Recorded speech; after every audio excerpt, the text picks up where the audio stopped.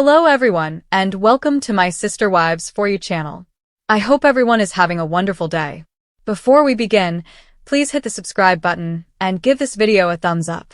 Even though the new lifestyle had many disadvantages, Gwendlyn Brown recounted how bad things were for her family before joining Sister Wives helped them escape a poverty situation. We were suddenly thrust into stardom and wealth. In an interview with Teen Vogue that was released on Tuesday, May 14th, Gwendlyn stated, "And I stopped wanting and needing things." Currently in its 19th season, Sister Wives debuted on TLC in September 2010. A child who isn't hungry has an easier life. At first, it was really a blessing, she said. When Gwendlyn started filming Sister Wives, she was just 8 years old. The show was about her father, Kody Brown, and his 4 wives at the time, Christine, Mary, Janelle, and Robyn Brown. Between the 2 women, he has 18 children in total. Kody, 56, and his ex-wife Christine, 53, have 6 children together, including Gwendlyn. When Gwendlyn first appeared on the show, she told the outlet, "I was really into it as a kid." As she saw camera operators as her new uncles, the reality star described how she and her siblings competed for their attention. But as Gwendlyn went through adolescence on the show and the numerous cameras everywhere became a burden, filming started to wear her down. She declared, "I couldn't have a bad day." There was not much privacy.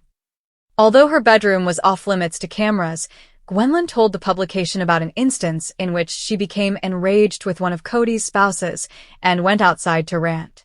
"I was so embarrassed," she said of finding a cameraman was documenting her private moment of frustration, which didn't wind up being broadcast on the series. All that rage and all that media attention. The Utah native added, "I even wanted to be angry on camera a lot. I believe that on a few occasions, I most likely was."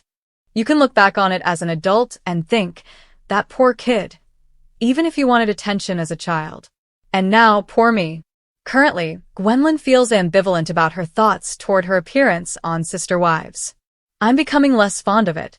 This is my normal," she disclosed, "and in the past it was like that. But it's strange now that I'm thinking, this doesn't have to be my normal." Additionally, Gwendlyn has reduced her social media activity. She used to rewatch previous Sister Wives episodes and leave commentary on what was happening behind the scenes on her YouTube channel. The TLC personality also introduced her now wife, Beatriz Queiroz, to her followers on the program, revealing that she had a breast reduction in 2022. She hasn't released any new videos in 2025, though. The appearance of Sister Wives has changed significantly since its debut. Mary, 54, and Janelle, 56, also broke up with the family patriarch after Christine left Kody in 2021. The revelation was confirmed on the January 2023 Sister Wives one-on-one special. Christine married David Woolley in October 2023, while Robyn and Kody are currently monogamous. Given the lack of communication between Kody and his previous sister spouses, some viewers have questioned how the show will carry on in next seasons. The patriarch revealed on the TLC show that he felt obligated to excavate his son's tomb more than a year after Sister Wives actresses Kody Brown and Janelle Brown's son Garrison Brown committed suicide. To pay tribute to his departed son, Kody Brown took action.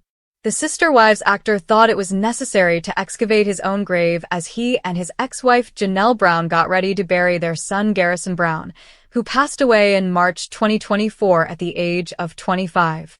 Kody stated, "I've never done anything like this, digging a grave," in the TLC series May 18th episode. "And this, in my opinion, is among the most significant things I have ever done.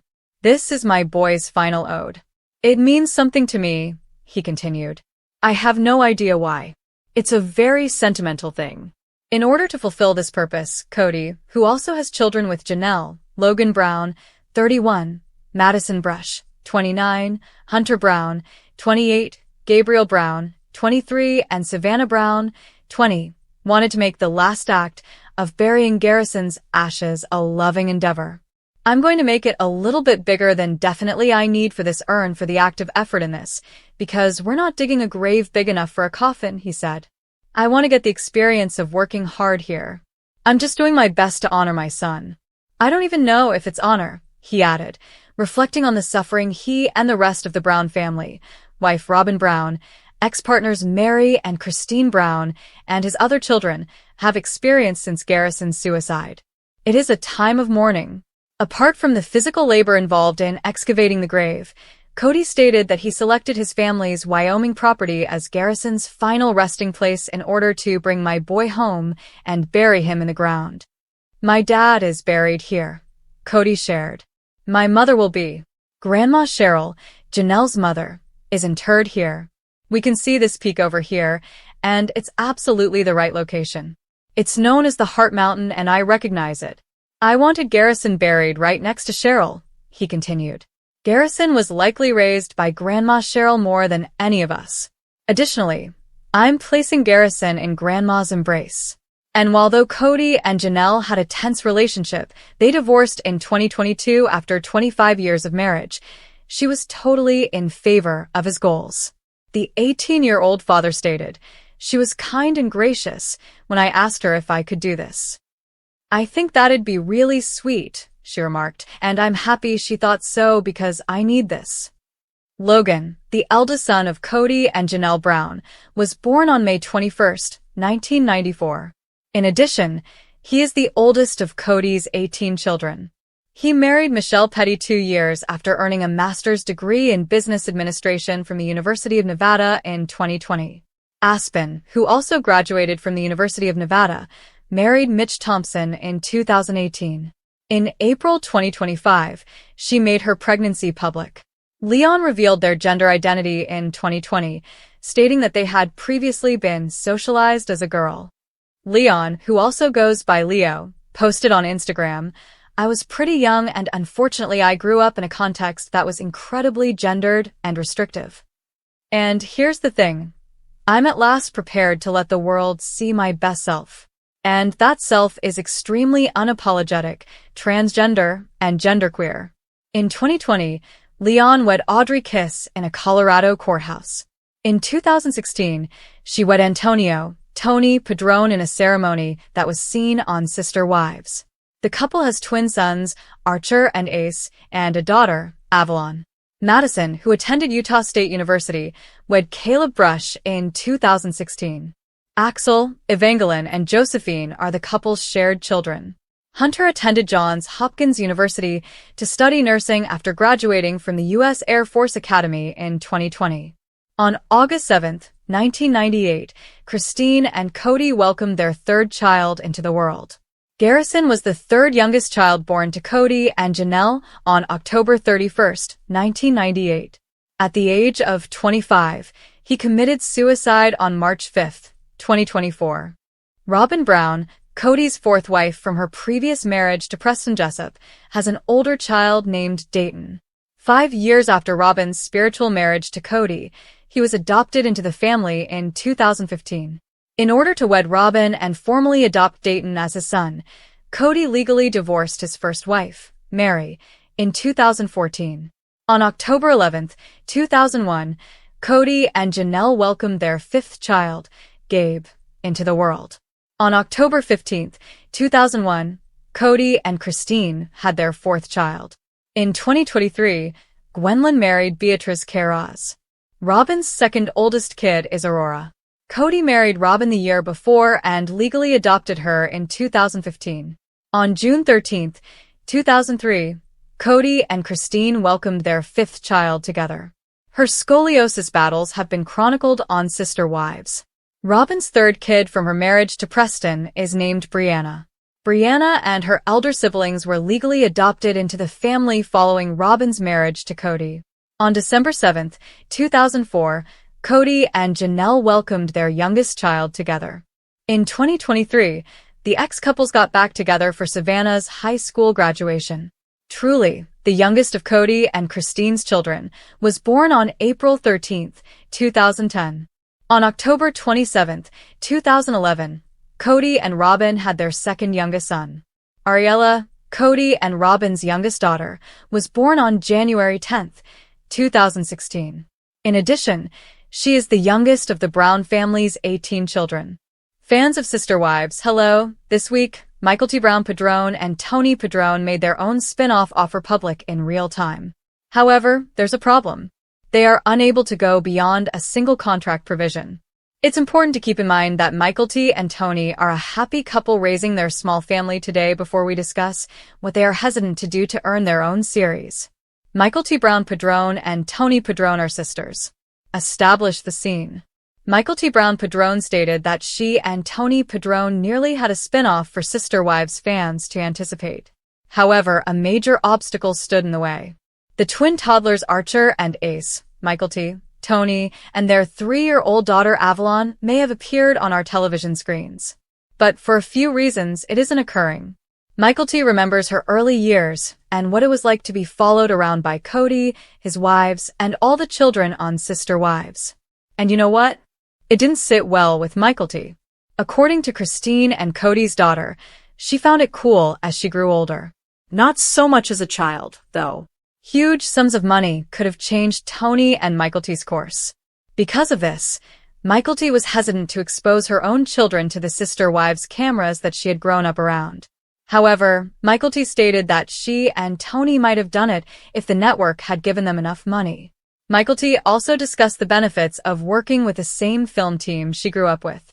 Michael T. got to know the crew rather well over the course of 15 years of them recording her mother Christine, and all of her siblings. Additionally, it seems that the majority of the same team still films Sister Wives today, so for Kody's kids, the crew became like an extended family. Despite this, Michael T. did not want her children to grow up with cameras. The greatest game changer, Sister Wives. However, Tony Padrone and Michael T. Brown Padrone did not find that to be the most significant obstacle. Rather, it was the necessary step for her and Tony to obtain their own spin-off of Sister Wives. And it couldn't possibly be the case. It seems they would need to become a polygamous family. If Michael T. were offered a spin-off TV show, they would probably tell her to go find her husband another wife. To be clear, Tony shared Michael T.'s opposition to this. They discussed it in passing, interjecting a small joke here and there. What's funny is she mentioned how they debated faking it for the cameras, if the financial offer was enough to justify it. Tony feels envious. Michael T. disagreed with the well-liked Sister Wives' son-in-law's assertion that pretending wouldn't work with her. Michael T. insisted that they could pull it off when she convinced Tony that she could act. However, Tony wasn't considering her acting abilities for a spin-off of Sister Wives. No, jealousy was the first thing that sprang to mind. Not his jealousy, but Michael T.'s. Tony apparently didn't believe Michael T. could put up with another lady posing as his multiple wives. However, according to Michael T. Brown Padrone, Tony Padrone's fictitious wife would be okay as long as she returned home to her own husband after the cameras stopped rolling. However, in contrast to how the Sister Wives show operates, Michael T. stated that Tony will still be entirely hers. Sister Wives. Polygamy as a deal-breaker. Only if a sizable sum of money was involved could Michael T. see the point of pretending to be in a polygamous marriage. Therefore, it appears that the major deal-breaker was feigning polygamy when she and Tony debated the potential of a Sister Wives spin-off. Michael T. and her husband clearly have no interest in Tony taking on more wives. The fact that none of Kody's adult children are considering multiple marriages is evidence of how they view polygamy. Michael T. and a few of the other children might be investigating polygamy if it had been all sunshine and roses. Neither are they, nor are Christine, Janelle, or Mary. It would be an understatement to say that Sister Wives has not been a successful marketing tool for polygamy. Just one person remains interested in polygamy? Robyn Brown is the only one who is still considering several marriages. However, it appears that Kody doesn't want it, even as Robyn does. However, it appears that Michael T. and Tony will not be appearing on their own TLC spinoff. However, there is an update on the main Sister Wives series. Sister Wives Season 20 is now in production, according to Michael T. and Tony. Now that Kody's previous spouses are gone, Season 21 will likely rely on their ability to create enough drama to maintain viewers' interest. When Gwendlyn Brown recently spoke out about her unconventional upbringing in the Brown family spotlight, few expected the emotional depth and raw honesty she'd bring to the conversation, but it's precisely that vulnerability that's captivated fans. In a stunning admission that has since echoed across Sister Wives forums and fan communities, Gwendlyn revealed that while the show may have lifted her family out of a poverty situation, it came with deep emotional and psychological costs that still affect her to this day. Growing up on reality TV gave her and her siblings food on the table, roof overhead, and opportunities that would have otherwise been out of reach. But it also gave them cameras in their faces during their most painful moments, scripted chaos, and a twisted public version of their private lives that felt more like fiction than family. Yes, it helped us survive, she said. But it didn't help us heal. It didn't help us understand ourselves. The world may have watched the Browns move from Lehigh to Las Vegas to Flagstaff and beyond, but what wasn't seen were the emotional costs of constantly being told who they were supposed to be while never having the space to figure it out themselves. The idea of poverty wasn't just about money. It was about emotional scarcity too, where attention was divided among 18 children and 4 wives, and where affection was often filtered through the lens of what made for good TV.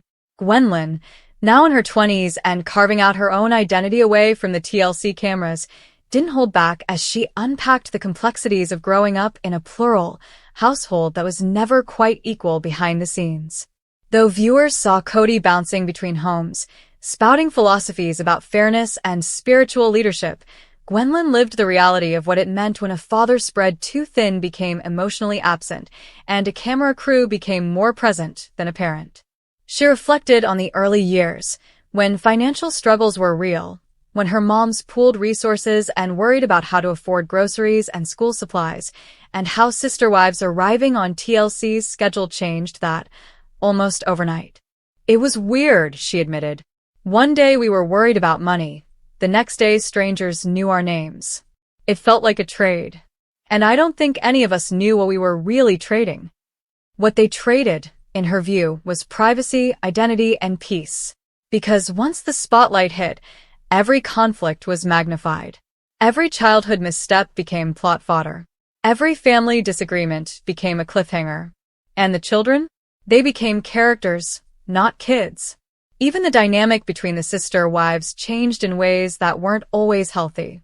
Gwendlyn admitted that some of the most damaging tensions between her moms weren't just due to Kody's obvious favoritism, which she says became glaring as she got older, but were exacerbated by the pressure of having to perform family unity for the cameras.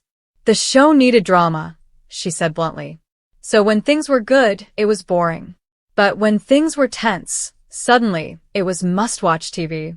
And we all knew it, even as kids. We knew what the producers wanted. We knew what Kody wanted to show. The result was an environment where emotions were sometimes staged, and real pain got pushed aside, or worse, amplified and re-edited for mass consumption. There were days when she would cry in private, only to be asked to talk about it again on camera. The line between her real life and reality TV blurred so much that, in her words, sometimes it felt like we didn't own our own stories anymore. And while Sister Wives did indeed lift the family out of a financial hole, bringing them book deals, brand deals, and the kind of stability they hadn't known before, it didn't protect them from the very thing poverty had taught them to fear, feeling disposable, voiceless, or unseen. As Kody's marriages unraveled and the family fractured in the public eye, Gwendlyn began to truly feel the emotional toll of that instability. It wasn't just money that was scarce before the show. It was time. It was attention. It was connection. And when the money came, those things didn't get better. They got more complicated.